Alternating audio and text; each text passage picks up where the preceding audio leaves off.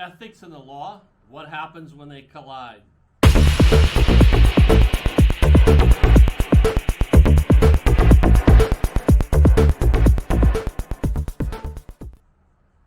Hi everyone, welcome to another edition of 2 Minutes with Mike. My name is Mike Rennick. I am your host for this video. This is an interesting topic, at least to me.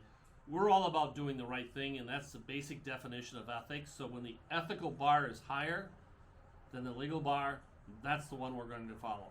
So let me share an example that really upset me when it was going through. And there was a collision with ethics and what was legal. We had a listing for sale out on Longboat Key.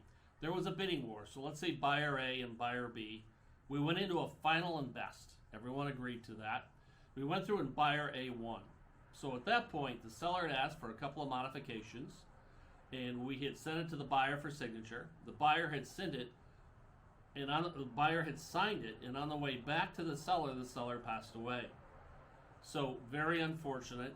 The seller's son was involved. So we continued to work through the sale with the estate and the son running the estate. But the problem was when buyer B, who lost, heard about the death, they tried to leverage that for their advantage, and they came back with a higher offer.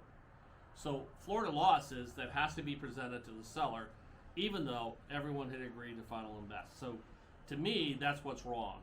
When you go through a process, your word should be as good as golden, and that should be the letter of the law. But in this case, we presented the other offer as required by law. Fortunately, working with the seller understood the right thing to do was to sell the condo to buyer A, and that's what happened. So that's one example where ethics and the law kind of collided. The right thing happened on this. We followed the law, but ethics overruled in the end, and buyer A ended up buying the condo.